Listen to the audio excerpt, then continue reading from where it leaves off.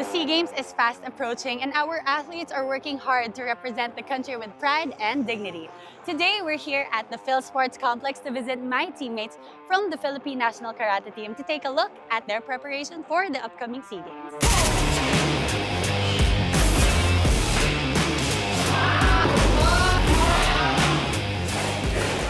We are with the Philippine National Karate Team, Ricca Torres, Alwyn Batican, and Phederic Lachica. Thank you guys so much for having us, for welcoming us to your training, and for letting us watch. So una-una, I want to let the viewers know kung ano ba talaga ang karate kasi it's not that famous. So, Ricca, can you tell us muna yung kata and team kata? Right, in karate there are two aspects. There are two disciplines. One is kata, one is kumite.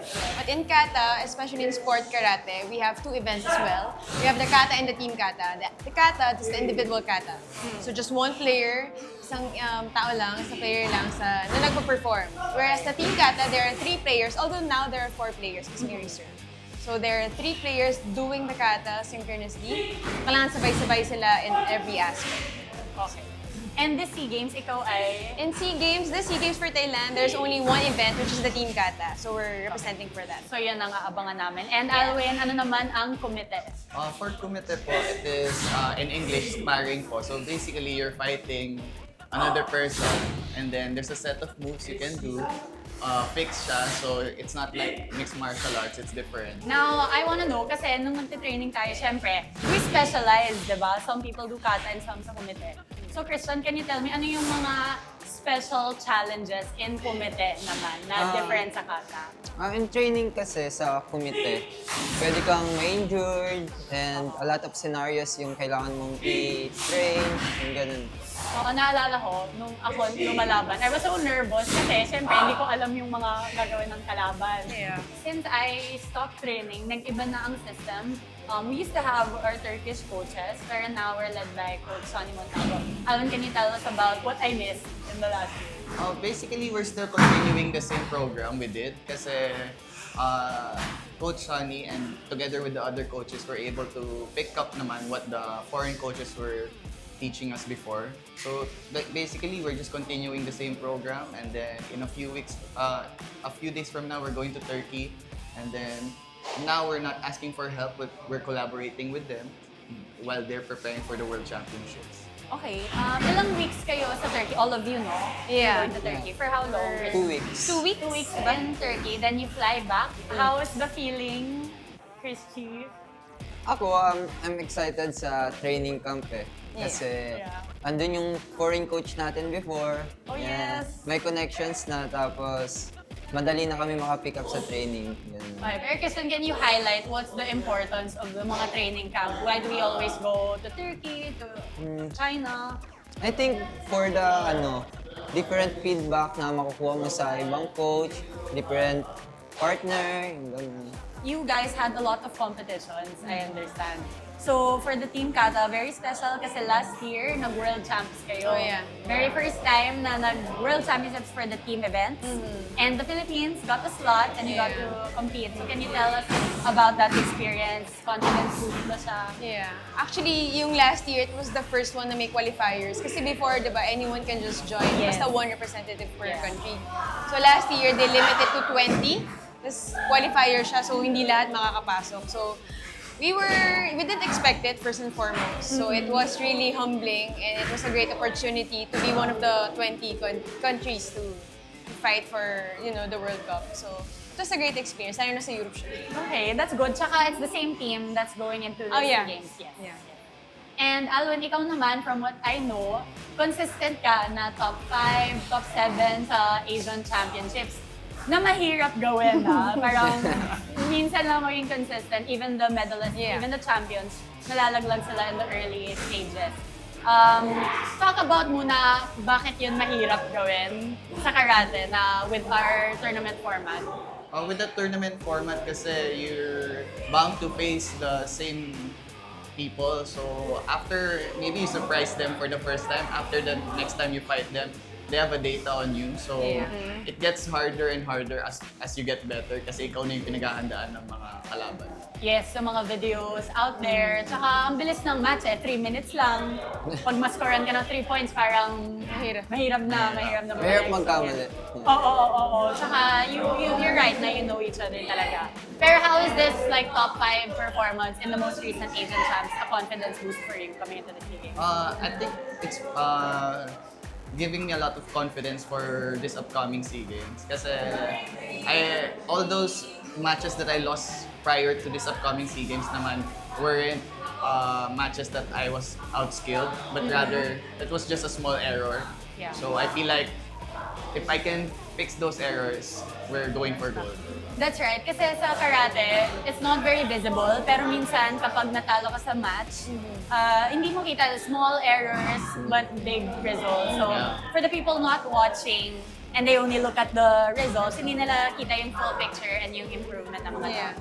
And then, lastly, Christian, talk about your most recent na outing, which was in Paris.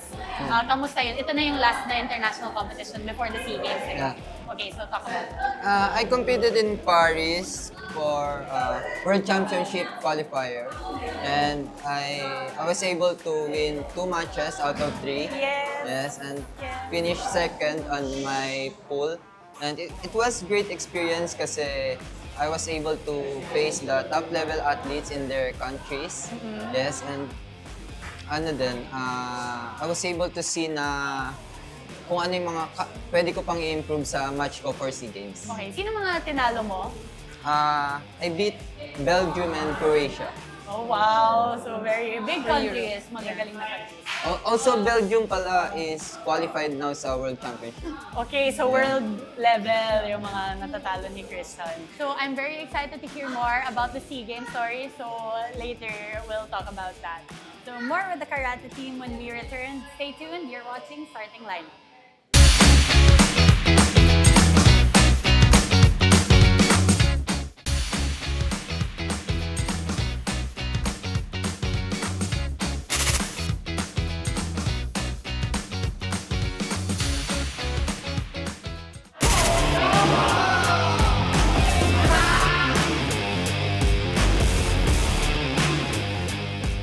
We're still here with Ricca, Alwyn, and Christian. So guys, malapit na ang SEA Games. We have 4-5 weeks Yeah. left.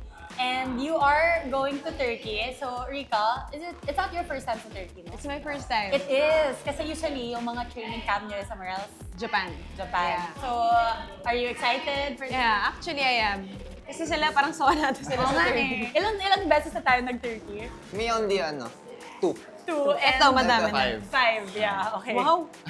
We're Turkish nationals. You can speak Turkish, di ba? Yeah. Merhaba. Küçük. Küçük. Merhaba. Merhaba. Okay. Anyway, excited Yeah, ka yeah. sa Turkey. Yeah, syempre, ibang, I think it will be a really different training program, training system. Kasi syempre, Japan, doon nag-originate yung karate, di ba? So, it's very strict with forms, especially kata. So, Yeah. Turkey, very European. So, I'm really looking forward. Okay. Tapos, Alvin, in the last 2 weeks ng training camp, what's it gonna look like? Intense pa ba? May sparring pa ba? What do you think? Since we're training with the Turkish people and then they're also preparing for the World Championships, mostly more on tapering na kami. We won't be doing much hard trainings. We've been doing the hard trainings the previous months, so now we're more on correctives. So correcting and sharpening our techniques, focusing on the game plan, making it more concrete. So, Kristen, take me back naman. So, months prior to the SEA Games, what's your training schedule like? So, anong mga pinagagawa ni karate, may sparring, weights? Recently, training has been intense. Yeah, it's getting heavier. And excited ka sa Turkey bumalik? Yes, kasi excited talaga ako kasi yung connection sa previous coach namin, yun yung gusto kong tsaka Coaches. yeah, coaches. Tsaka yung world champion athletes nandun din. makaka-training kami sa kanila. Also, yung world champion na -60, I can train with him. Yes, yes. Because you are -60. -60. Actually, is Christian the tallest in our team? 5'11"? I Yes. think so, yeah. But he's playing in the one of the lowest category, which is -60. So later, Yeah. we'll talk about that. Now for you muna, Ate Rix. No. So Team Kata, it's gonna be your 4th SEA Games. Oh, ano? Philippines, Vietnam, Cambodia, and then Memorize. yes, of course, I was there. Yeah. And then this one, Thailand. Kinakabahan ka pa ba? Is it the same? What's new? Yeah, I think andun pa rin yung kaba. Lalo na syempre, for the first 2 SEA Games, iba yung teammates ko. And then now, it's my second time with my previous team, diba? Yeah. So, I really hope we would like surpass the expectations and win. Okay. And you've been training hard naman as you can see. Yeah. With the tough schedule, is Yeah. that you guys train every day, ano? Yeah. Now for you, Alwyn naman, it's gonna be your 3rd SEA Yeah. Games, but first time na individual. Yes. So I wanna ask first, can you highlight yung difference ng team kumite and the individual kumite? Sa team kumite, by its name, di ba, you're competing together with your teammates. So, very important siya. Each bout, kasi one bout can cost you the whole match. The whole round eh. So, pero ang magkagandahan din naman sa team kumite is kahit matalo yung first person, pwedeng bumawi yung other people. And then sa individual naman, ang mahirap is if you lose, Wala na. bye-bye. Yeah. Unless you lose to someone who's really good who will eventually go to the finals. Yes. Which will give you a chance to compete sa bronze medal match. Yeah, yes. Kasi yung individual, if you want the gold, you cannot lose You the cannot bout. lose. You can't lose. Kasi once you lose, either wala na, or kung yung nakatalo, yung sa'yo, nag-finals, you Bronze will na lang. play for bronze or the repechage. Okay. And Christian, it's also gonna be your first time Yeah, first time for individual. for individual, but it's your second SEA Games. So you had an experience sa Cambodia. Can you tell me about your Cambodia? Tama ba? Yeah. Yeah. Cambodia. How was it? Were you nervous? Sobra ba? Or Sobrang kaba ko kasi first time siya. Yeah. And then, now, makaka-compete na ako as individual. Also sa team, iba na yung pressure. Now, Christian, yung kakaiba is you're very tall, no? Sa -60. Is that true sa Southeast Asians, sa mga kalaban mo? Matangkad ka? Yung advantage ko sa Southeast Asia is that I'm tall. Yeah. Yeah. Advantage siya because sa training, nakaka-partner ako ng mga kahit nung kalaban ko. Yes. And ka-weight din nila, kasing bilis din nila. Pero siguro hirap sila makahanap ng ka-height ko. Right. And ka-weight ko din. Yeah. Tsaka mabilis kasi si Christian eh. Thank you. Pag mag-jump siya, hindi mo nakikita. Yeah. Thank So, you. I remember nung na-jump kita, sumigaw ka. in our training Nakascore. days, Nakascore. yeah, he would Okay. jab me, tapos sisigaw na lang ako. Parang very unprofessional. Pero, anyway, but so Ricca naman, can you tell us naman how special the SEA Games is? Kasi World Championships is very special, Asian Championships. Yeah. But of course, we have a special place in our hearts for the SEA Games. Yeah, lalo na kasi, syempre, SEA Games is very big in our country. So every win, yeah, it's always big. And the government support and everyone support the community as well. Yes. Laging tutok. Oo, So talagang, let's go. Yeah, big deal yung Yeah. SEA Games. And it's nice kasi your very first was same with Oh, me yeah, sa Philippines, Philippines. And so the opening ceremony was really Oh. grand and nakaiyak talaga. So, Yeah. SEA Games is always special. And Alwyn, how does it mean to you? Like how much does it mean na it's your first time to compete sa individual? Sa akin, it's parang no pressure siya. I'm very excited na I'll be given a chance to show what I can do in the individual kumite sa South. Kasi I've been able to compete in much higher competitions, but this will be my first time being able to compete in the Southeast Asia. And then, prior to this, my last Southeast Asian competition, I won gold in the Southeast Asia. So, I'm really excited, and then I hope I can give my best showing in the Southeast Asian Games. So what we don't see pala much is the Southeast Asian Championships.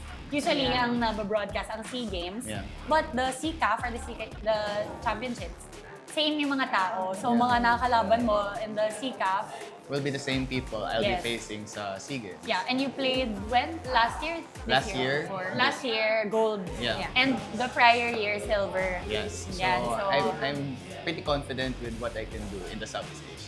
okay. And of course, nagpa-place ka na rin sa Asian Champs, which is also like more Competitive. experience na competitor. So, that is good. And for Christian naman na first time individual, magugulat ba yung mga kalaban mo? As first time, siguro advantage siya. And also, I want to make impact sa category ko ngayong SEA Games eh. And also, I want to bring home medal for Philippines kasi chance siya para ma-change yung athlete career ko dito sa Philippines. Yeah, very nice. And sino yung mga malalakas na competitors na inaabangan natin for each category? For me, it's always been Vietnam. Always. Yeah. And for you, Alwyn? Sa minus 75, ang dapat tutukan doon yung Philippines. Yes. Yeah. Yun yung pinakamalakas Sige. doon. Oh, sino yung magsa-silver? Sino mga Silver sa toss coin between Vietnam or Indonesia, but sure thing Philippines. Okay. Okay. And you already fought them, no? In Yeah, Indonesia. both of them. Okay. And Ticzon, sino sa minus 60? For minus 60, Philippines. And Oh, of course. second is, I think, home court, Thailand. Thailand. And tell us, invite us na rin when to watch, when, where. Support us this coming SEA Games in Thailand this December 11? So, Okay, thank you guys so much for your time, your thoughts. I really wish you all the best. Thanks, Gold yan Jamie. lahat. I am rooting for you. Good luck, stay healthy. Safe Thank flights you. to Turkey. Thank you guys.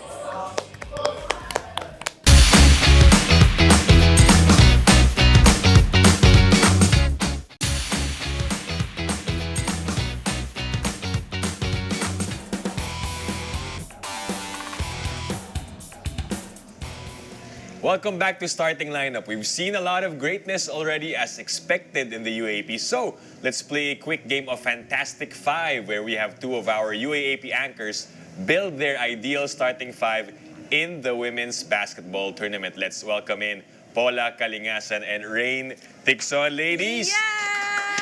It's nice to see you there on that side of the couch, Raine. And of course, Paula, congratulations, Paula, on your debut. And of course, for you guys for doing a great job in covering the women's basketball games. Now, we'll play a little game called Fantastic Five. I wonder who thought of this segment. Okay. So instead of building your own starting lineup for the women's basketball, you'll each choose a player for a particular category. So unahin na natin yan for the breakout player of the year. We'll go with Raine first, so you have time to gather your thoughts, Paula. Ikaw, sino yung player na to for you, Raine? I feel like this is the season na very obvious siya.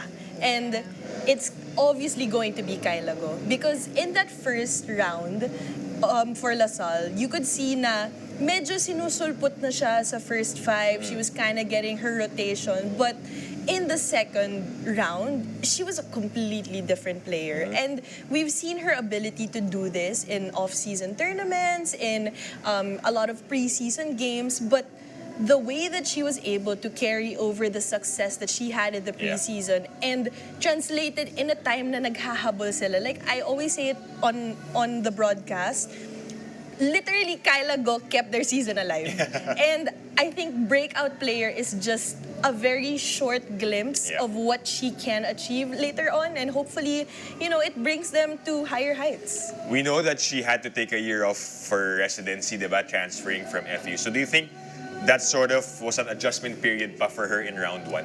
I think that's an adjustment period for everybody that transfers. Having 1 year off means 1 year of not competing, but it also means 1 year gelling with your team even before the competition. So I feel like it benefited her that she would come off the bench every single game, but having that increased role and that increased trust by Coach Cholo did wonders for her. What a career high for her. 32 points against her former team, that is. Okay, FU. lipat tayo sa isa pang category this time for the best floor general. Who do you have here, Paula? I have Aloha Betanyo from the NU Lady Bulldogs. I mean, she's already the team captain and she's a leader on and off the court. So how that translates to NU's performance, it really shows na may championship caliber yung NU. And of course, she's a great communicator. She's leading a team that's, you know, there are a bunch of defending champions. Yeah. So that paired up with a rookie coach, si Coach D.A. Olan. Right. So there's a lot of trust, a lot of